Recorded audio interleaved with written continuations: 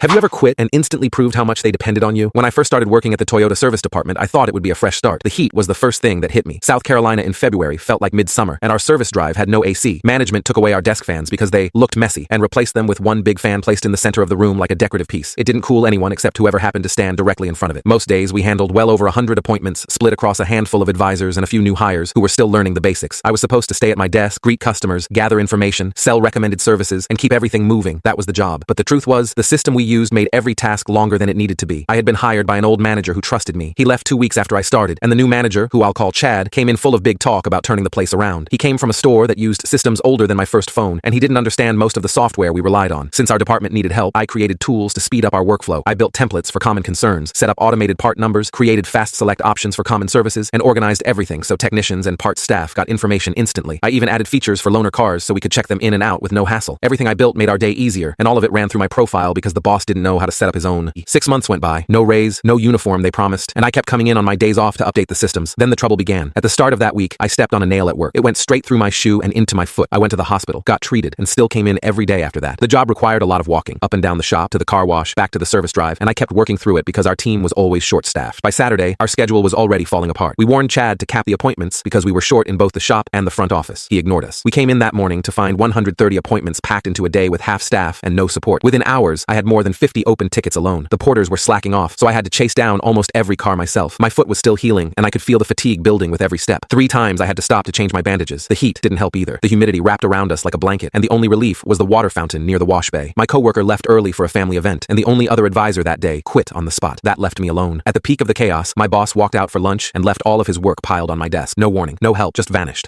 I kept pushing through, but by mid-afternoon I was exhausted. I pulled one of the finished cars around for a customer and noticed a few drops from my bandage on the paper floor mat. I cleaned everything inside and out before bringing it up. Still, the customer reacted badly and demanded to speak to my manager. That was the moment I tried calling him, straight to voicemail. I texted him a summary of everything happening. Then I called the GM because the situation was getting out of control. Too many customers, too many delays, and I was still working through an injury. When my boss finally showed up, I told him I needed a break. He said state law didn't require lunch breaks for my shift and claimed he could withhold my pay if I didn't get back to work. Since I was commission only, that made no sense, but it showed exactly what I meant to him. So I walked to my workstation and reset every tool I had ever built. The automated lines, the templates, the programmed shortcuts, everything I created that kept the place running. I removed all the extra permissions people used. I deleted all the custom setups that made the department functional. By the time I reached my car, my phone rang. Why isn't your login able to process payments? I told him that it sounded like something he'd have to figure out. Later that night, the GM tried to call me back to offer a raise and fewer hours. I didn't respond. I knew exactly why he wanted me back. Not because they valued me, but because the entire system depended on me. The following month, Chad lost his job. My coworker eventually moved to a better dealership, and I ended up at BMW, moving into a position even higher than the one Chad held.